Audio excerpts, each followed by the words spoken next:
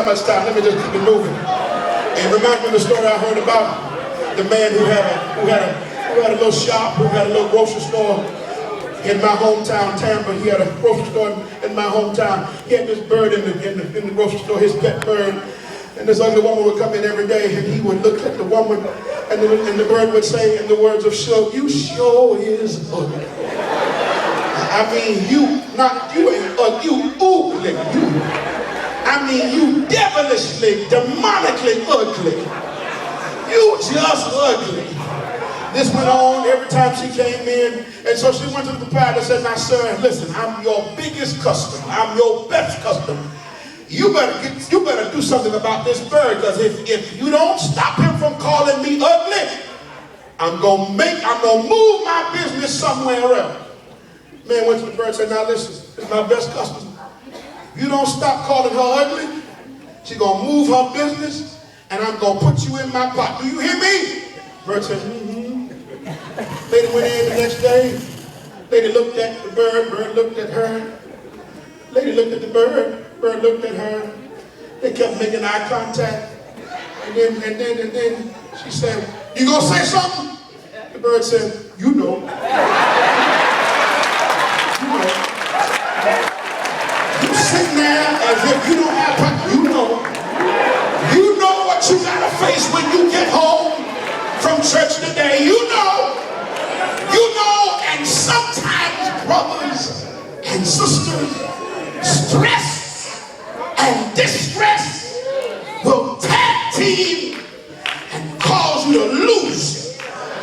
Pessimism will drive you to be carnal, regardless of how much word you got in you. When you think things get hard and you think God has forsaken you, something in you goes crazy. David had grown weary of running from Saul, and he had gotten tired of running from him. He had been anointed. God had spoken a word over him, but he was sitting there wondering, when will this word come to fruition? It's taking too long. I'm getting upset and anxious and worried because it hadn't come yet. Is there anybody here who can testify God spoke a word over you and it has not yet come into fruition? And you're asking God, have you lost sight of the calendar? Have you lost sight of your watch? You're not working in my time. But I got good gospel news for us today, that we serve a God who sits above time, can stand above and beyond time, work in time, and bring your stuff on time. He may not come when you want him, but there's a witness here who'll tell you he's always on time. Johnny, here's what he didn't understand. He thought that Saul was running him from the throne.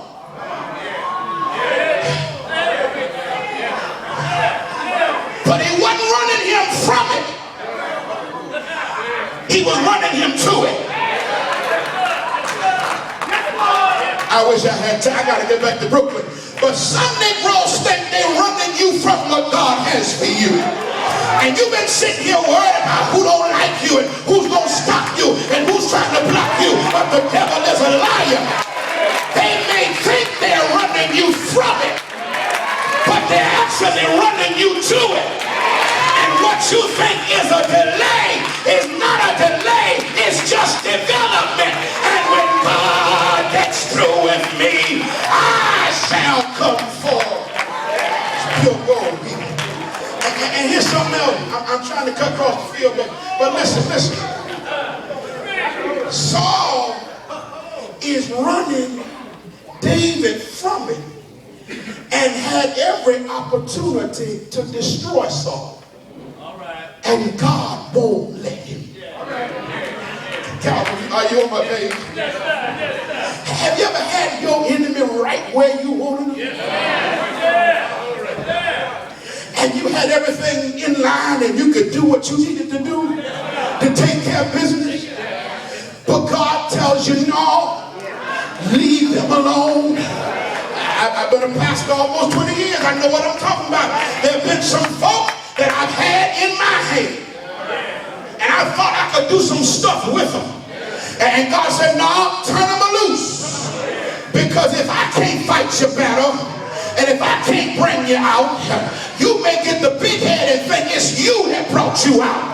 So he'll let some folks stay near you who get on your last nerve.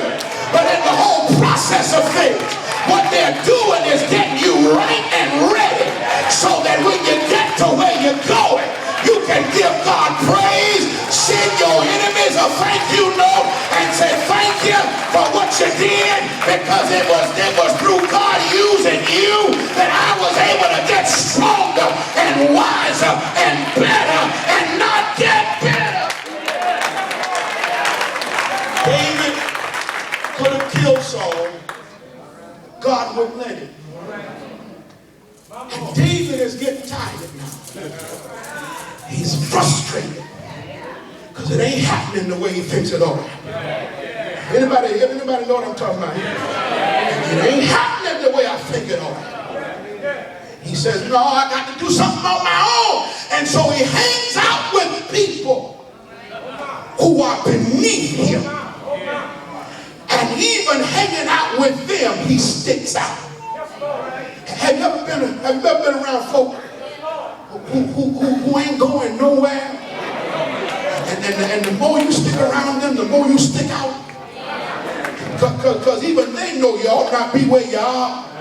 Oh, come on. I'm getting a flashback from Cookman days. Yeah. I thought if I did certain things, if I hung around certain folk, and even they had sense enough to know I didn't need that OE in my hand, I didn't need that blunt in my hand, I wasn't, they knew that I didn't belong where I was, because I kept sticking out, because something in me was different from the surrounding and my context. David hangs around the Philistines. They turn him out, they throw him out, say, no, you can't hang around us. He's displaced. He's now in distress. And watch this, when he comes back to the camp, watch the text. I wish I had time to work it. When he comes back to the camp, his family, his men's family, the community he had gathered for himself has now been taken away. That he and his men come back to a desolate location. And everybody's crying now. Because the truth of the matter is this. Whenever you get out of place, and whenever you stop doing what God has assigned you to do, you're not the only one that suffers. That's the reason why you can't get too frustrated when things are not going your way, because you ain't the only one that suffers. There's some folk around you who are connected to you, and they're watching you, and because they're watching you, they're seeing whether or not you're going to stand rather than give in and give up and give out. That's why you can't get upset and frustrated when church folk get on your nerves. Somehow or another, whenever you find yourself frustrated, and can I help somebody, church folk will frustrate you. Because everybody that hollers ain't holy, everybody that sing ain't saved, everybody in the pulpit has not been called out to pit. But if you can just hold on in spite of it all, you're not just helping you, but you're helping everybody around you. I wish I had a brother in here who made up their mind. I don't care if they don't come to church, I'm coming anyway. I don't care if they don't lift their hand, I'm going to lift my hand. I don't care if they don't come to steward board meeting, I'm going to come to steward board meeting, because my future depends on it. David is out of place. The folk now are mad with him. The brothers who he trained are now turning on him. And David has nowhere else to go. David has nowhere else to turn. And the book says that David is now in distress because they're turning on him. They're getting ready to assassinate him. And they're pointing their finger at him, saying, it's your fault. So David doesn't have anybody to lean on. He has no prayer partners.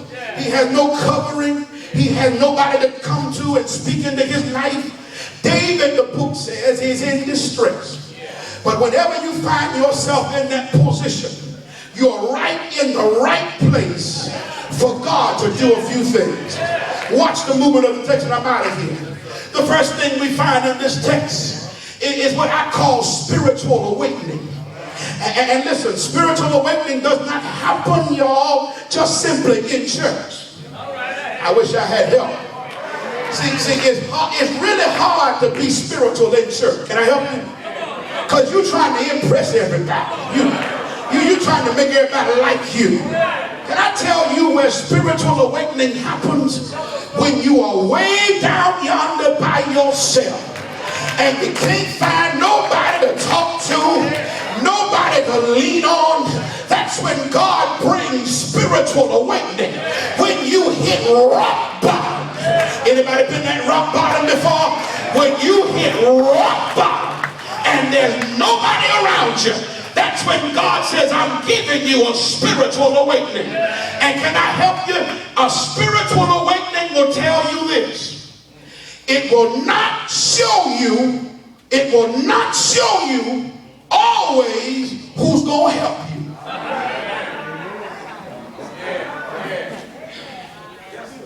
Most times, it'll show you who won't help you. Can I push it? And it will also show you who God will not let help you. This thing on? Because there's some folk God will not let help you.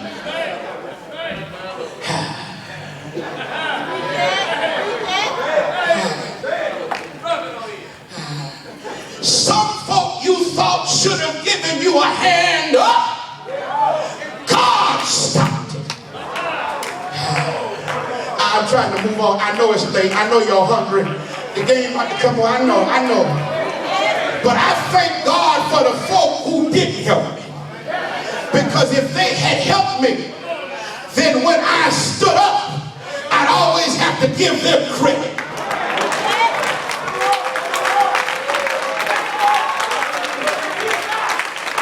Some folk who were supposed to be on the men's day committee, who could have paid the money and the dues, who could have helped out in the fish fry and the men's day strut and whatever else that happened, God wouldn't let them help because you have to get up and pay homage to them instead of lifting your hands up and saying, to God be the glory.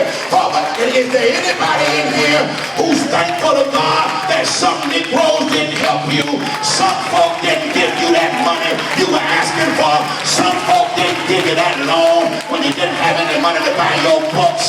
But you're thankful to God because you still got your integrity. You didn't have to do something crazy to do something productive. And you can praise God independently and give him praise for what he's done.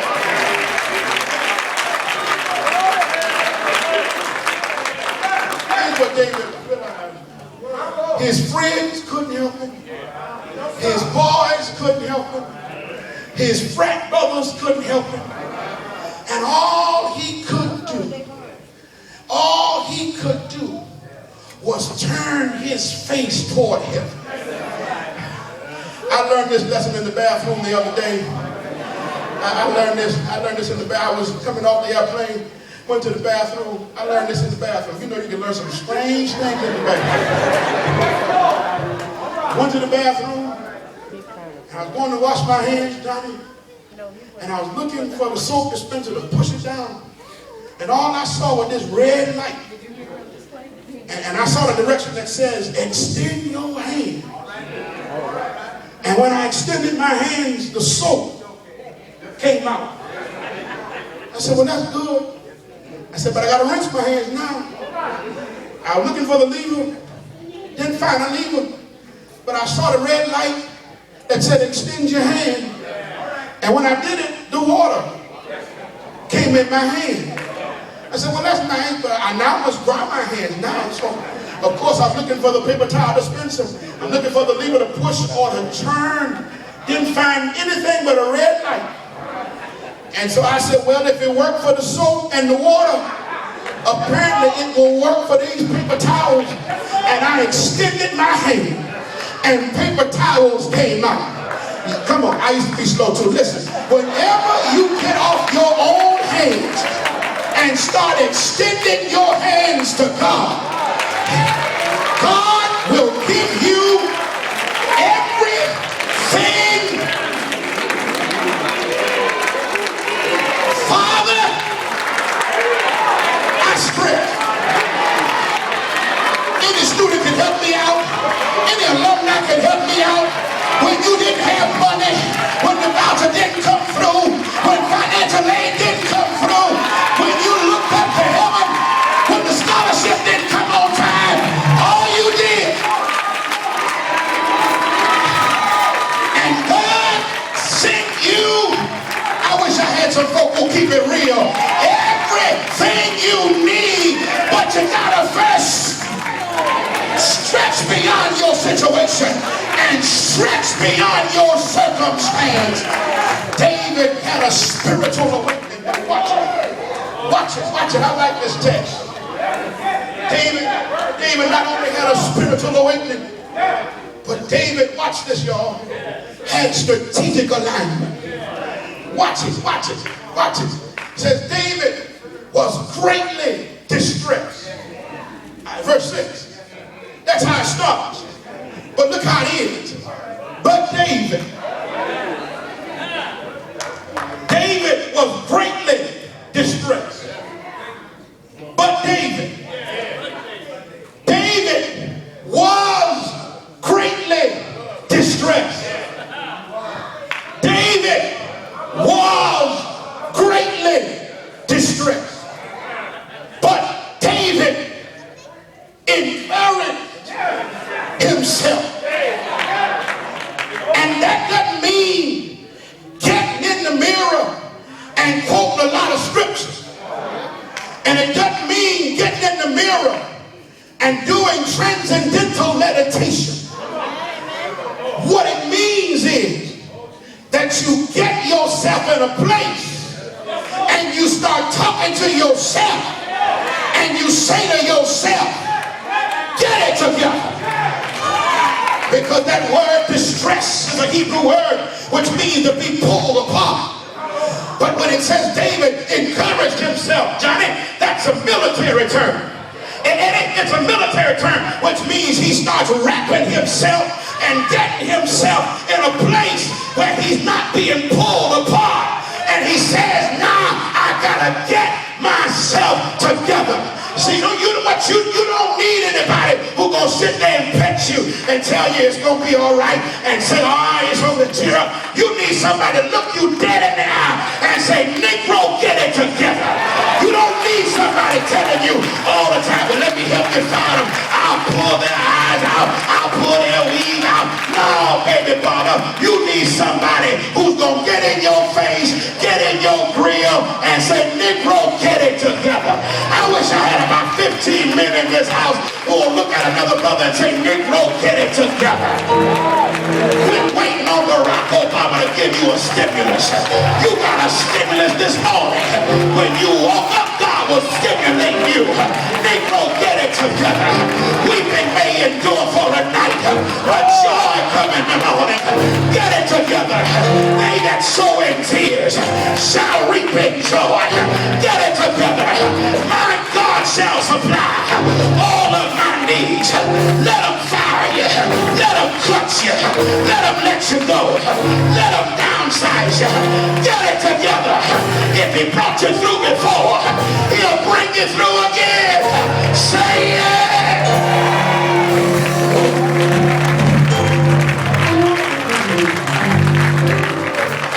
Before we were living in North Carolina, my son was younger then. He was younger. And we lived next to the church. God help me. God help us. And one day we went over to the church, and Kayla's little friend went to the door near my office, and he started pulling it. He started pulling it. He started pulling it. They ran on ahead of me, of course. I took my time walking. I was in no hurry. And little Matthew was pulling the door. And Caitlin tapped him on the shoulder and said, Matthew, you don't have to do that. My daddy got the key. And if you wait on him, he'll open the door. Some of y'all pulling on the door, and the door won't open, and you're getting frustrated. But I came all the way from Bed-Stuy, do or die, Brooklyn to tell you, stop pulling on the door. My daddy got the key. And soon and very soon, he's going to get to the door, open the door, and you can walk in. And what you thought would take forever, God knows how to do a reversal in a split second. What you've been going through for 20 years, God is able to fix that thing in 2 days. Is there anybody here that can testify that God still opens doors? And when he opens a door, go ahead and walk it out. When he opens the door, walk right in. Say yeah.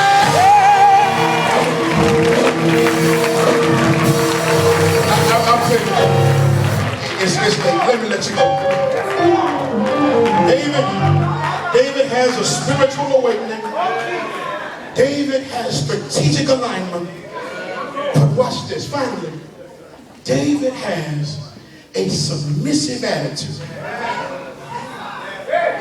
He says to the priest, bring me the ephod. Here's what he was saying, Eddie. I may not be able to get to church, but I always got a piece of church right where I need it. I wish I could preach a little bit better. I wish I could be a little more profound. But can I just work this through? Abiathar brings the ephod to David, calls the priest and says to the priest, he says, shall I pursue and shall I overtake thee?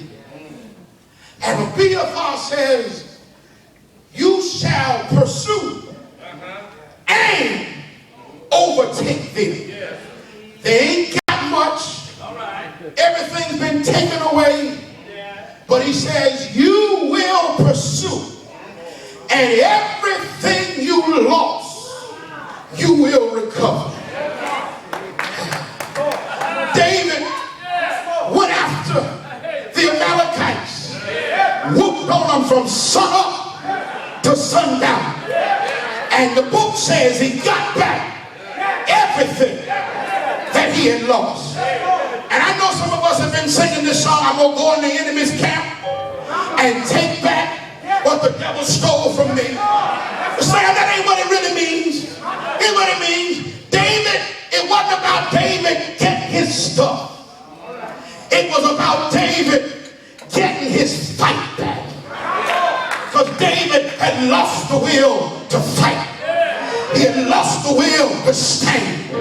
And instead of getting his stuff back, what I really celebrate, Miss Boyd, is that he got his fight back. He had lost the courage to fight. And he got his fight back. He got his courage to fight. And black men, if we're going to save our community, we need the courage to stand up and fight together. I know there's some AKAs and some Delta Sigma Thetas and some Sigma Gamma Rho's and some Zeta Phi Betas.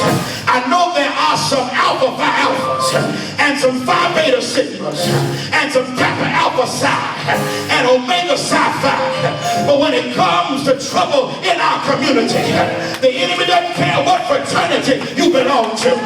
He doesn't care what college you graduated from. He's just looking to destroy everything that looks like you.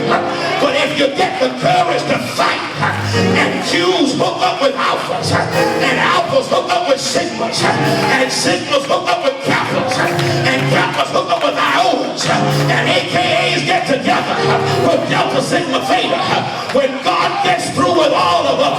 and gives us courage to fight, we'll be able to tear down strongholds and destroy the work of the enemy.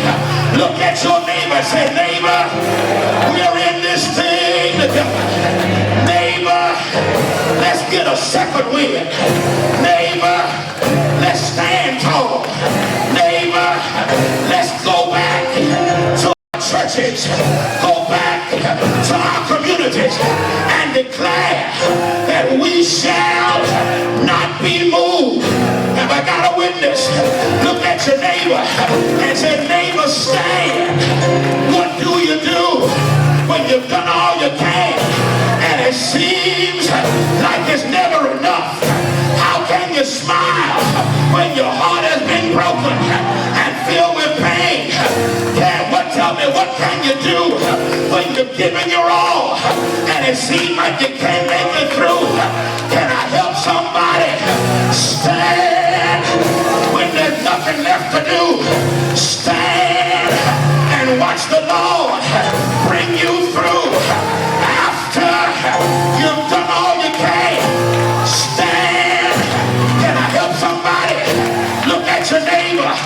Tell them you stand. Stand when the enemy comes. Stand when the devil shows up. Stand. Don't let nobody tear down your church. Don't let nobody tear down the ministry. I made up in my mind. Can't no backward bishop. Can't no evil elder. Can't no devilish deacon. Can't no perverted preacher. Can't no tricky trustee.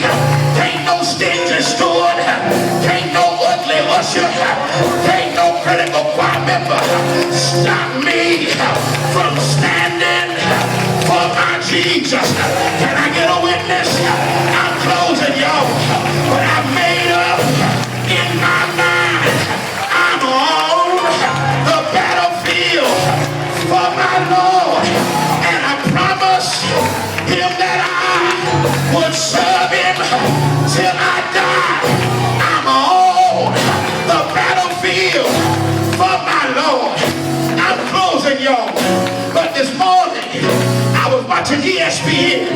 I was watching George Foreman and Joe Frazier. And my mind went back to when Muhammad Ali was fighting Sonny Liston. And Sonny Liston was cheating in the match. He put something in his glove. And when he hit Muhammad Ali, what was in his glove got in his eyes. And Muhammad Ali couldn't see. He couldn't move. He couldn't see the enemy. He couldn't see his opponent. But somebody in the corner saw what had happened. Told Muhammad Ali, just dance. Dance. Muhammad Ali started dancing. He started moving. Johnny Liston got confused. Didn't know what to do. When Muhammad Ali got back to the corner, he heard what they said. They asked him, how did you make it? I just danced until the round is over. Look at your neighbor and say, neighbor, I'm in a fight right now. But I made up in my mind. I'm going to dance till the fight is over. I'm going to dance until I get it. I'm not dancing for the victory. I'm dancing because I already got the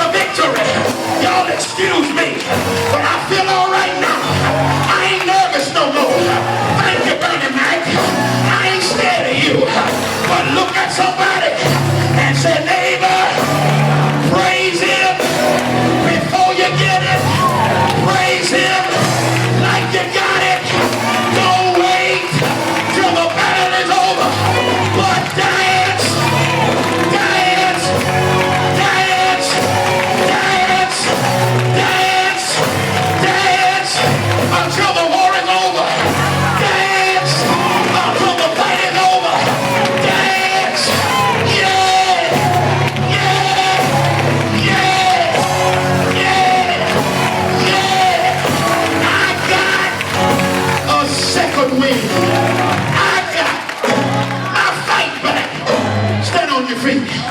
Help me fight it. Put up your dues. Come on, help me fight it. We gonna fight racism. We gonna fight sexism. We gonna fight ageism. We gonna fight discrimination. Because we got the victory. We're not fighting for victory, but we're fighting from victory. I'll say it again, I'm finished. You ain't fighting for victory. You're fighting from victory. Any baseball fans in the house?